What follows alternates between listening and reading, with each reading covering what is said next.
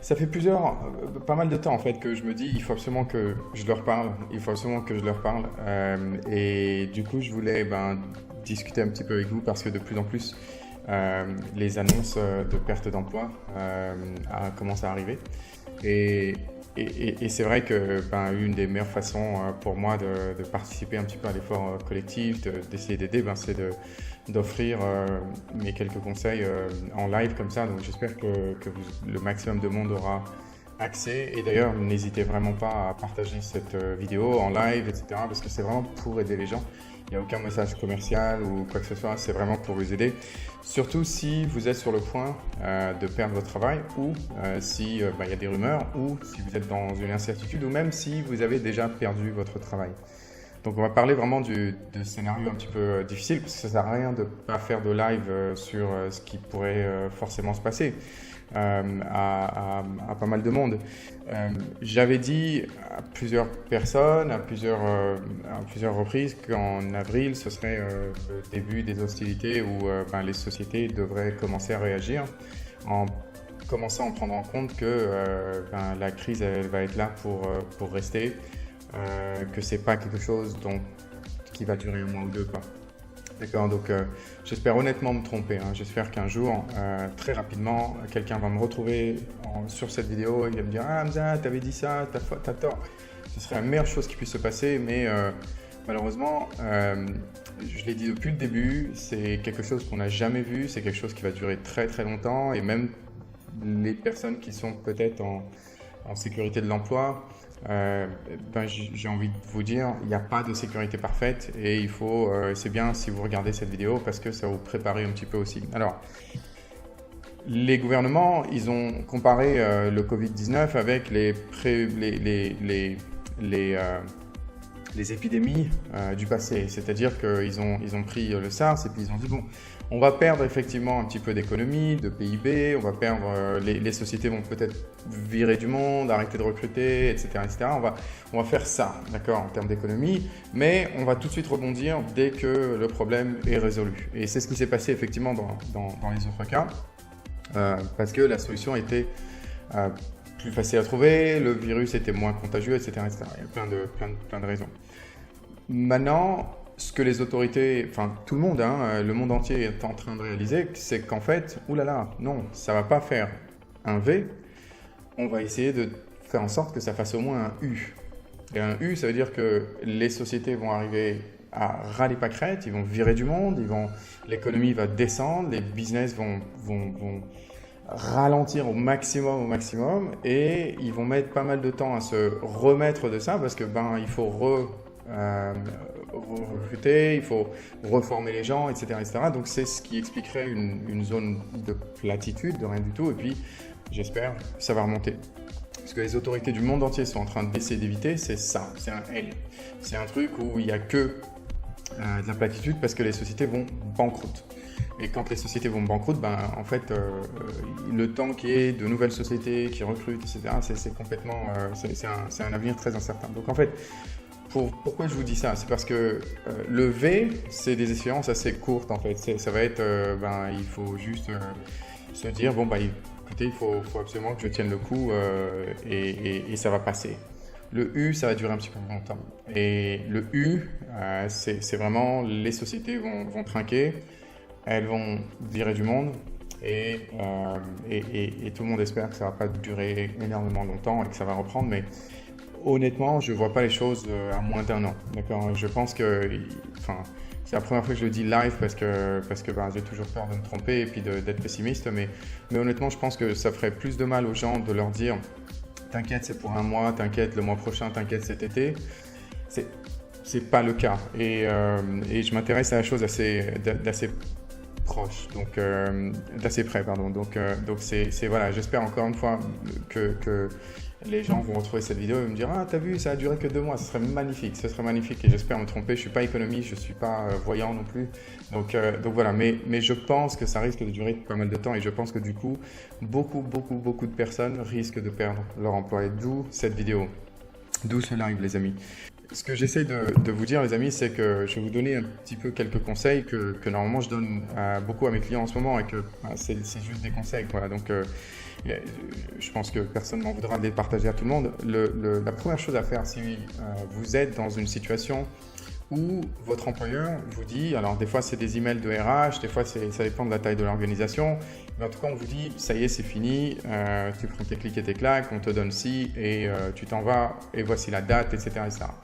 Si vous êtes dans cette situation, les amis, la première chose à faire, ce que je déplore énormément parce que les gens ne le font pas, mais la première chose que je voudrais conseiller, c'est que c'est tout simplement que les gens réalisent qu'il y a toujours un petit peu de négociation et que si on vous dit, bon ben, tel mois tu sors, eh bien, c'est à vous d'aller chercher une exception pour votre cas.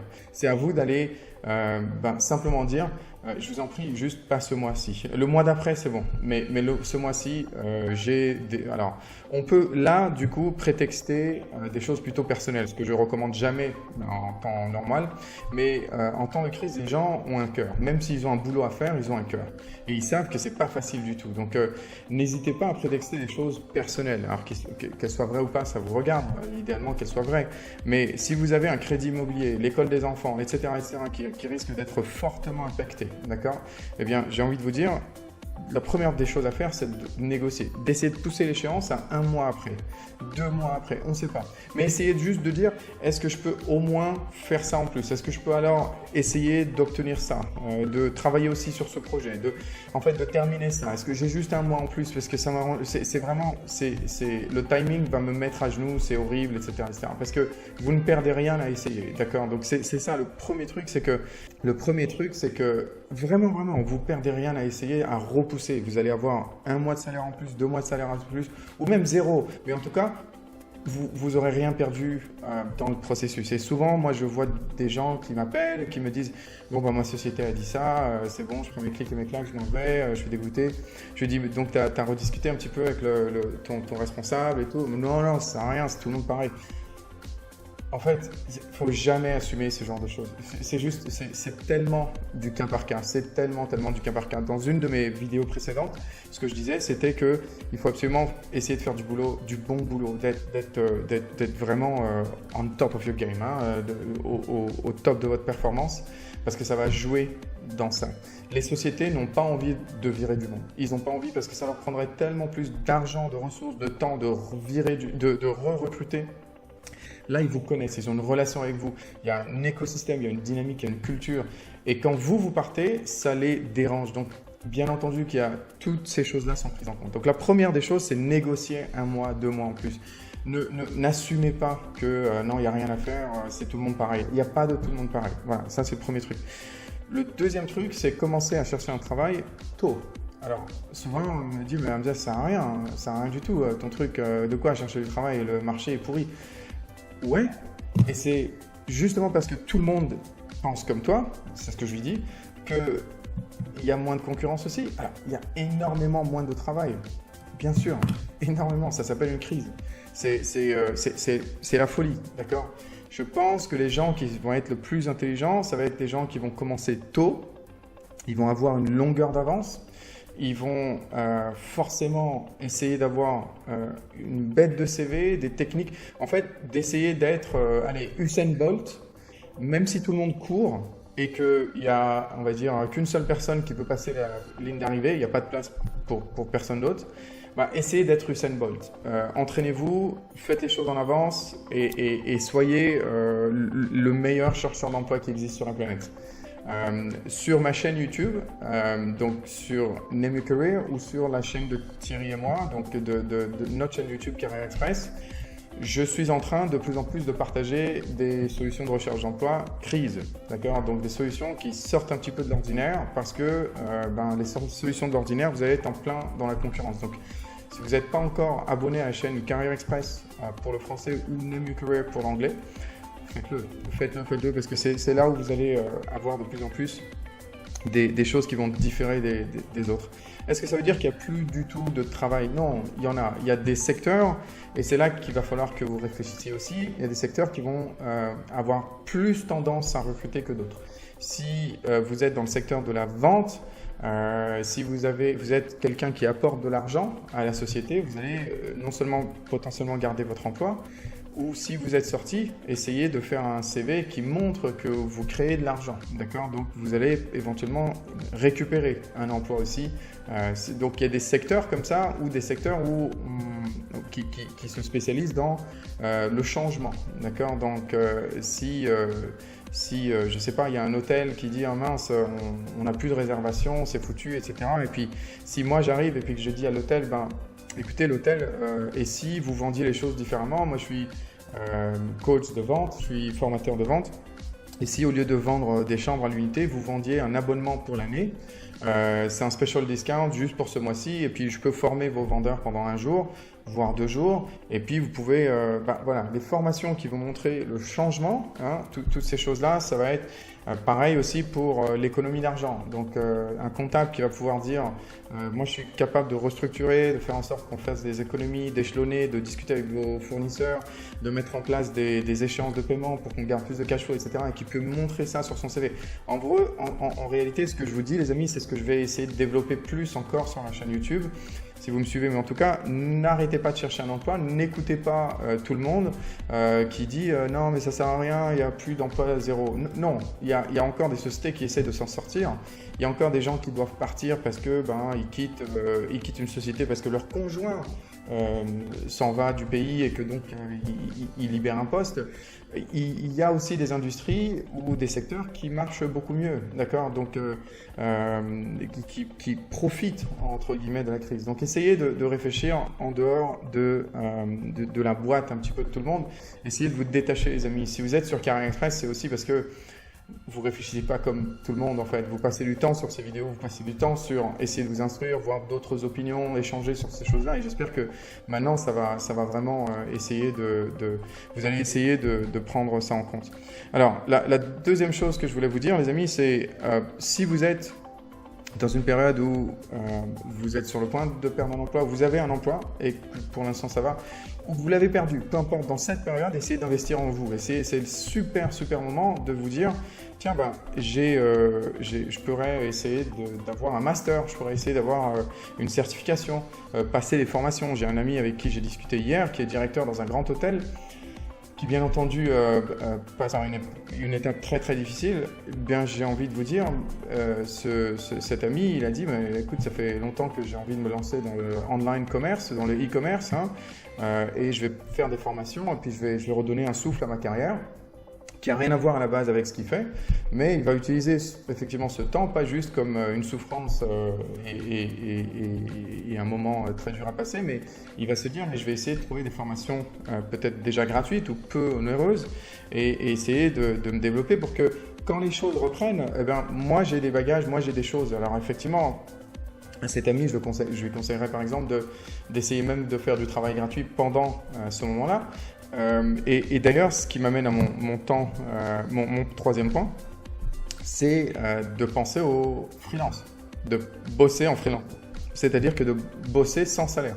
Alors ça veut dire quoi bosser sans salaire? Ça veut pas dire bosser pour rien, hein, pour rien gagner, mais bosser dans une économie de partage, c'est-à-dire de dire j'apporte ça, si j'arrive à te faire économiser ça, si j'arrive à te faire tant de chiffre d'affaires, si j'arrive à faire ça, j'en voudrais une partie. Donc en fait, si tu gagnes, je voudrais que tu partages avec moi. Si je te fais gagner quelque chose, je voudrais que tu partages avec moi. Après, la négociation, elle est sur du 50-50 ou peu importe, c'est vous qui allez un petit peu décider tout ça. Mais ce que j'ai envie de vous dire, les amis, c'est que vous pouvez en freelance soit vendre votre heure de travail en disant moi c'est tant d'heures, tant d'euros ou de dollars ou de peu importe par heure, ou alors de vous dire non, moi je vais essayer plutôt de viser souvent des choses qui vont bien gagner, mais en commission, d'accord? Donc je vais rien être payé, le risque c'est moi qui vais le prendre, mais si jamais ça tombe, j'ai assez d'argent pour être tranquille pendant 2-3 mois. Alors par exemple, l'immobilier est très connu pour être vraiment que sous commission. Et effectivement, quand on vend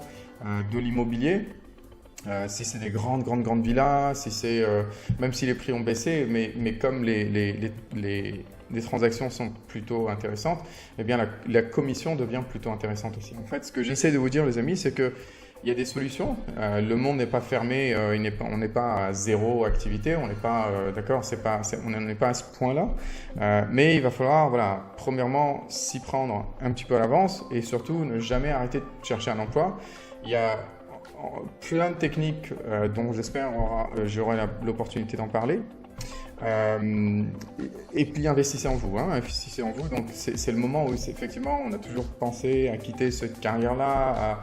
Si vous avez toujours pensé que peut-être c'est pas ça que vous voulez faire ou peut-être que vous avez envie de faire, n'attendez pas, ça sert à rien de chercher du travail simplement pendant 3 mois, 6 mois. À la limite, investissez en vous pour que même s'il y a un trou sur votre CV, vous puissiez dire oui, à ce moment-là, je passais un diplôme de ou un certificat de ou quoi que ce soit.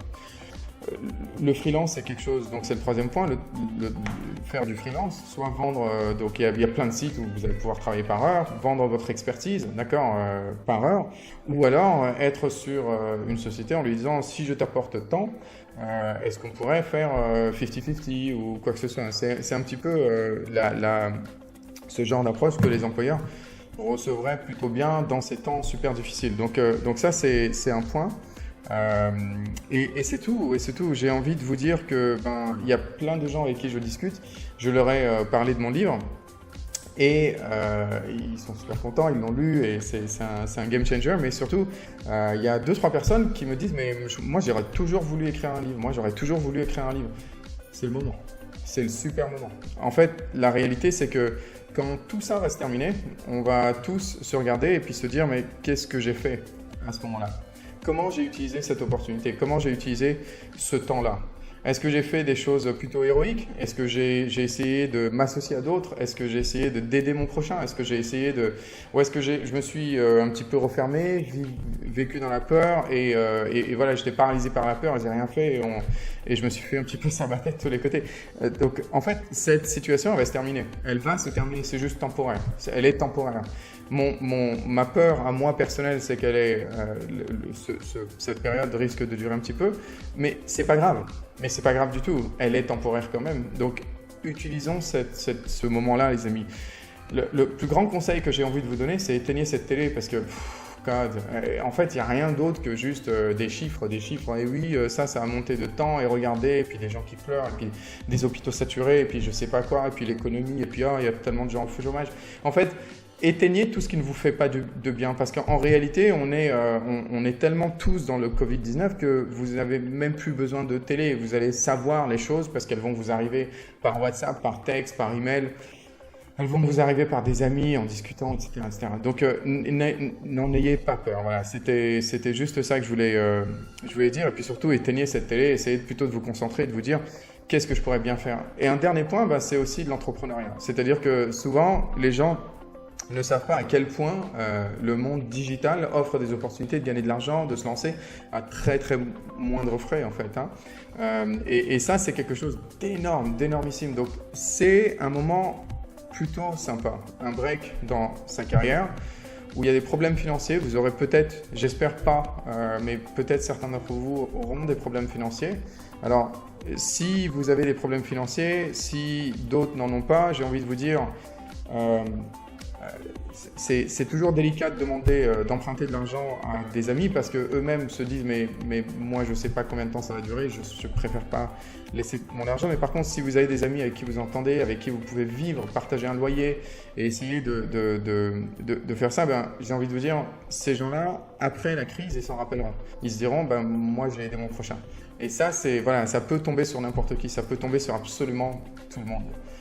J'ai des gens très très proches qui sont en train de perdre leur boulot et voilà, c'est comme ça en fait. Donc restez bien entendu vigilants par rapport à tout ce qui se passe, on est d'accord, mais c'est juste que voilà, n'en ayez pas plus peur que ça. Il y a des opportunités, il y a des façons de voir des choses, il y a juste une tempête en ce moment. Mais suivant la direction du vent, vous pouvez hisser votre voile et aller dans une direction intelligente. Utilisez la force de la tempête parce que la tempête est synonyme de changement, est synonyme de l'économie, les gens, les sociétés ne referont probablement pas ce qu'elles ont fait avant. Et vous, si vous arrivez à vous positionner très tôt, eh bien, j'ai envie de dire que c'est comme ça qu'on va réussir à surmonter tout ça, quoi. Donc voilà, c'était juste ce que je voulais vous dire, les amis. Il y a pas mal de choses, je sais, dans ce petit live. Si vous avez des questions, n'hésitez pas. Je vais rester un petit peu. Je regarde si j'ai répondu à tout le monde. Il n'y a pas de questions. Je vais vous laisser tranquille. J'espère que ça vous aide un petit peu. Mais voilà, enfin, n'écoutez pas. Bien sûr qu'il y a encore du travail. J'ai des amis qui sont aussi dans les RH. Je suis en contact avec des employeurs. Alors, la situation est tendue, super tendue. Hein. C'est pas du tout facile. Mais voilà, essayons de nous redéfinir, de nous dire, mais en fait, il va falloir qu'on fasse des choses un petit peu différemment, qu'on rebondisse, qu'on prenne le temps. Si vous avez toujours eu envie de faire un blog, un livre, etc., eh bien, chercher un emploi, ça met pas de temps, pardon, ça met, allez, une heure par jour, peut-être, hein, 1 heure ou 2 par jour maximum. Donc j'ai envie de vous dire, utilisez ce temps pour vous construire, pour rebondir, pour faire en sorte que vous sortiez super plus fort. Allez, j'ai un dernier bonus et puis je vous laisse tranquille, promis. En ce moment, comme dans toutes les crises, il y a des prix qui vont et qui, en ce moment déjà, qui cassent la baraque. Donc en fait, beaucoup d'investisseurs qui ont du cash vont investir parce qu'ils savent que dans 6 mois, 18 mois, ils vont avoir un retour sur investissement phénoménal qu'ils n'auront pas eu avant. Alors, si vous êtes dans une situation où vous avez encore votre travail, où vous avez au moins un des conjoints qui a un travail et que vous avez un petit peu d'épargne, l'une des choses que vous pouvez aussi envisager de faire pendant la crise, c'est de vous mettre à plusieurs, entre amis, entre familles, et de vous dire, et si tous ensemble on achetait ça et ça, si dans 6 à 18 mois, quand les choses iront mieux, les choses repartent de plus belle et que dans 1 an, 2 ans, ça monte de 30% en plus, 50% en plus, ou plus, c'est une des meilleures façons d'exploser, quoi. C'est une des meilleures façons d'aussi utiliser la crise en se disant, les investisseurs parlent de la crise comme des soldes, d'accord, il faut savoir. Donc quand on a du cash, effectivement, c'est là que les gens investissent et ça, c'est quelque chose aussi que vous avez la possibilité de mettre en place éventuellement avec des amis, avec des gens qui sont secure financièrement, hein, bien sûr, mais où vous allez pouvoir vous rencontrer et vous dire, mince, regarde, si les gens perdent leur emploi, c'est triste, ils vont peut-être pas pouvoir payer leur crédit et il va peut-être y avoir plein d'opportunités sur le marché de l'immobilier. C'est triste, mais c'est toujours comme ça. C'est toujours comme ça. C'est une des choses que le gouvernement et tous les gouvernements essayent de stopper, pardon. Mais en tout cas, ce que j'essaie de vous dire, le marché des bons, des obligations, sukuk, est complètement en feu en ce moment. Donc, vous pourriez prendre des choses à 30% moins en termes de prix et les récupérer 6 mois, 18 mois plus tard à 100%. Donc, vous faire 30% très rapidement. Ce que j'essaye de vous dire, c'est que dans tout ce couac, ce qui m'embête le plus, c'est quand je regarde la télé et que c'est comme si on est censé juste avoir peur. C'est comme si on était tous des moutons et on était tous censés se dire « Oh my God, c'est la fin du monde. Oh là là, qu'est-ce qu'on va faire ?» Non, j'ai envie de vous dire, sortons de la matrice et essayons de nous dire « Ok, l'environnement a changé. Est-ce qu'on est des êtres humains qui peuvent s'adapter ? Oui, on l'a toujours prouvé depuis la nuit des temps. C'est ce qui fait que l'homme, et d'ailleurs j'aime pas l'humain et humain, plutôt l'homme et la femme. Mais c'est ce qui fait qu'on est où on est aujourd'hui. On peut s'adapter, on peut essayer de trouver des solutions. On n'est pas juste « Ah mais mince, si j'ai pas de boulot, je meurs ». Non, en fait, tu sais faire 1 milliard de choses. Peut-être que c'est le moment de les exploiter. Et voilà, les amis, c'est tout ce que je vais vous dire. Je vais vous laisser tranquille. Partagez si c'est quelque chose qui vous pensez peut faire du bien. Je pense que ça peut faire du bien à pas mal de gens, surtout dans cette atmosphère de tout le monde a peur, tout le monde va être un peu paniqué, hystérique, etc. Et la peur, ça paralyse. Donc j'espère que voilà, ça nous aide tous à prendre un petit peu de distance et de nous dire mais c'est temporaire. Il faut juste peut-être qu'on emprunte un petit peu d'argent, qu'on se débrouille un petit peu, mais c'est juste temporaire. Donc voilà. Les amis, je vous laisse tranquille. Merci beaucoup en tout cas et partagez et merci pour vos commentaires. À bientôt, bye bye. Tout le monde va être un peu paniqué, hystérique, etc. Et la peur, ça paralyse. Donc j'espère que voilà, ça nous aide tous à prendre un petit peu de distance et de nous dire mais c'est temporaire. Il faut juste peut-être qu'on emprunte un petit peu d'argent, qu'on se débrouille un petit peu, mais c'est juste temporaire. Donc voilà. Les amis, je vous laisse tranquille. Merci beaucoup en tout cas et partagez. Et merci pour vos commentaires. À bientôt. Bye bye.